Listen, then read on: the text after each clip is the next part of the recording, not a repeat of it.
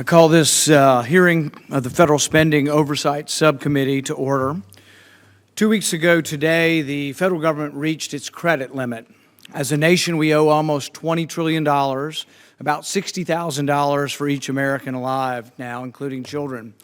Yet we're told that $20 trillion is not that much, and that it may well grow, and that sometime soon we're going to have to ask again to raise the debt ceiling. This is what we want to explore here today. What is our debt situation, how it impacts our budget, and how should we respond?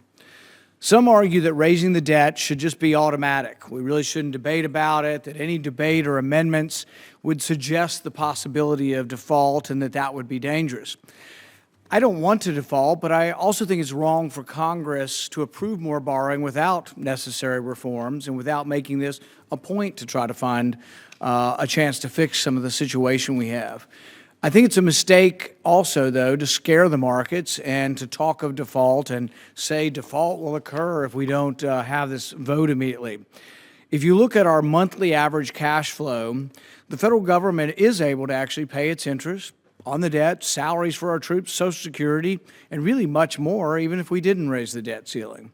In fact, on an annualized basis, we can fund 86% of government without net borrowing. So default is not necessarily an unavoidable occurrence if the debt limit is not raised. Now, some scholars would argue that we shouldn't worry. We don't really need to ever pay back our debt. Keynes said not to worry about the long run because in the long run, we'll all be dead. Others have argued, the debt can be stabilized or simply inflated away. I don't share these views, but even for those who do, the one thing we cannot outlive or inflate away is the interest on our debt. This year alone, we'll pay $295 billion in interest. This is more than we spend this year on 7 cabinet departments, the White House, Congress, and the courts combined. More concerning is how ongoing deficits mean interest will consume more and more of the budget. I want to draw attention to this chart we have over here on the screen. It shows that our share of federal spending that goes to interest in the debt, discretionary spending, and mandatory spending over the last 30 years. What we see is shocking. Today, the American worker sees roughly 7 cents of their tax dollar going to interest, 30 cents to discretionary spending. But by the time a recent graduate today is near retirement, interest and discretionary spending will be taking an equal share of the tax dollar, roughly 19 cents.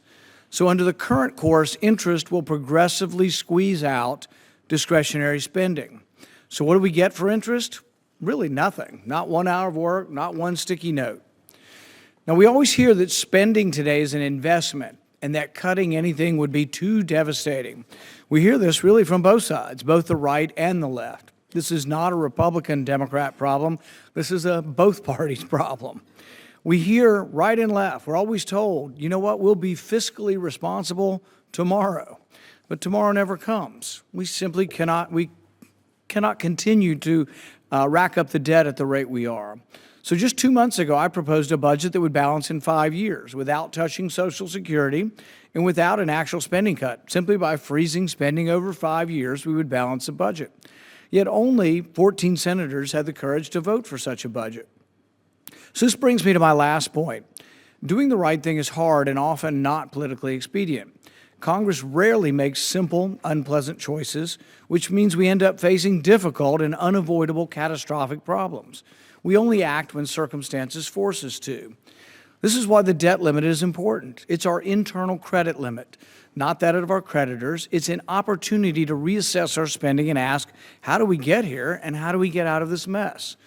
Answering those questions as part of past debt limit debates have spawned most, if not all, of the federal process reforms. The most notable example was the '74 Budget Act. But Gramm-Rudman-Hollins, pay-as-you-go, all of the sequester, all came out of the debt limit debates. So when people say, oh, no, we should just hurry up and raise the debt limit without any reforms, it's exactly wrong, it's historically wrong, and every time we've ever gotten any process reform to try to fix it, it's been with a debt limiting debate. So I think we shouldn't shy away from having a real debate when we raise the debt limit. The Budget Act of '74 was supposed to be an improvement and fix problems, but big spenders have over 40 years, they've had 40 years to figure it out, and they largely have evaded it now. My hope is that, once again, as we debate raising the debt ceiling, though, that we can reform spending and have significant reforms that will put us on the right course. With that, I'd like to recognize Ranking Member Peters for his opening statement. But before I do that, I'd just like to note that this is Senator Peters' first hearing as ranking member of this subcommittee. I'd like to welcome him and look forward to working with you. Senator Peters.